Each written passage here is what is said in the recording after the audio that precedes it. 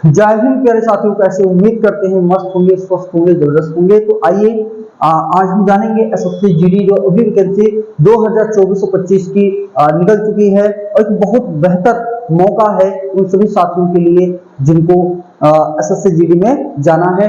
Defence वर्दी जिनको चाहिए और उस वर्दी के माध्यम से वो अपने परिवार, माता पिता के सपनों को साकार कर सकेंगे और अपने जीवन को बेहतर बना पाएंगे। ठीक है, तो एसएससी जीडी 2024 और 25 में जो सिलेबस मैथ का मेंशन किया गया है, हम उसके बारे में बात यहाँ पे कर रहे हैं। ठीक है, पहला आपका जो है वो है नंबर सिस्टम बच्चा, संख्या पद्धति है।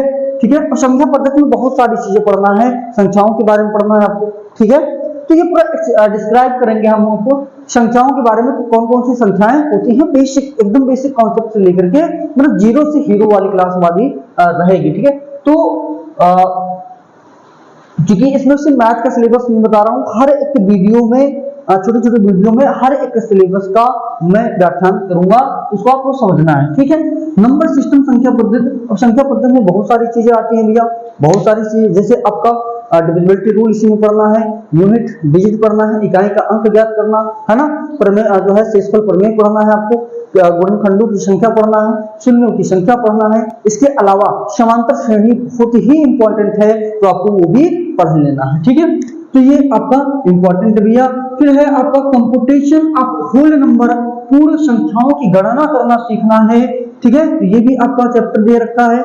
तीसरा आपका है डेसिमल, डेसिमल दशमलव और जो भिन्न संख्याएं हैं उनके बीच में संबंध कैसा है, इसके बारे में भी पढ़ना है।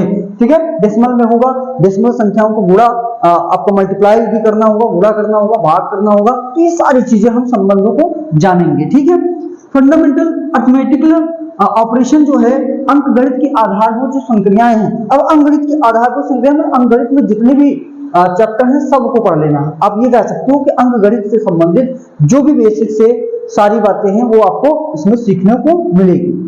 परसेंटेज जो आपका प्रतिशत, सबसे इंपॉर्टेंट आपका क्या है बच्चा, प्रतिशत है, क्योंकि ये परसेंटेज सब में आपका अप्लाई होता है।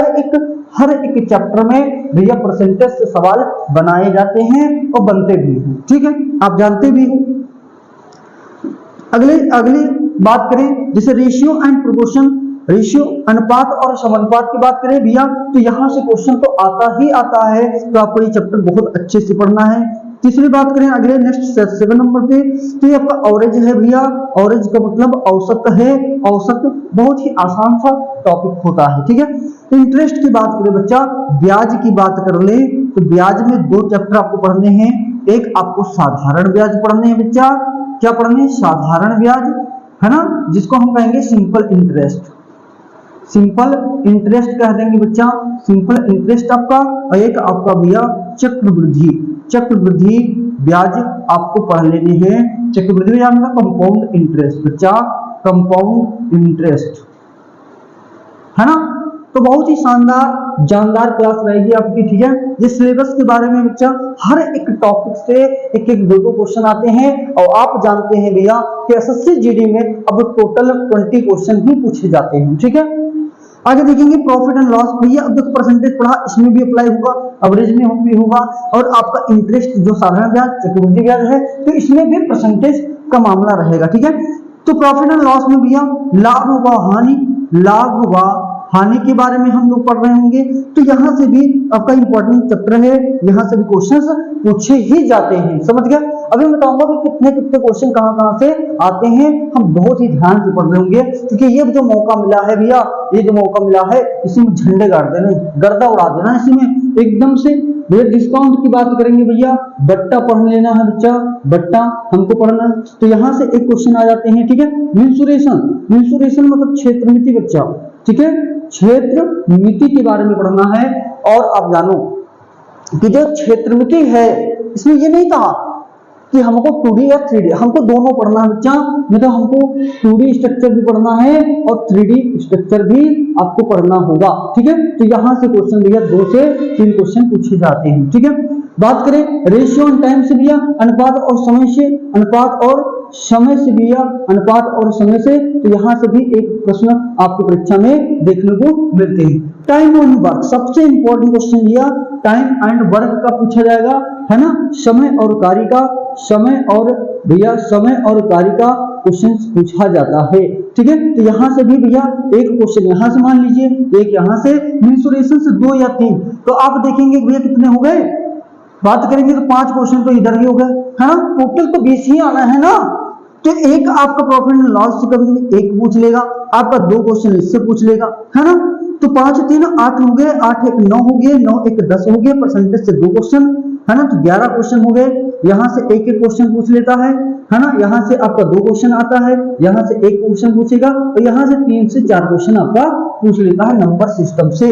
तो आप देखिए कितने क्वेश्चन होगा भाई, 1 2 2 और 3 5 हो गए, 5 6 7 1 8 1 9 9 2 11 11 1 12 12 2 12 2 कितना हो गया 14 14 1 15 और 15 4 इसमें से पूछ लिया, और एक आपका 4 से 5 क्वेश्चन यहाँ से देखने को मिलेंगे। तो टोटल भैया कितने क्वेश्चन आते हैं, 20 प्रश्न आपकी परीक्षा में पूछे जाते हैं, ठीक है।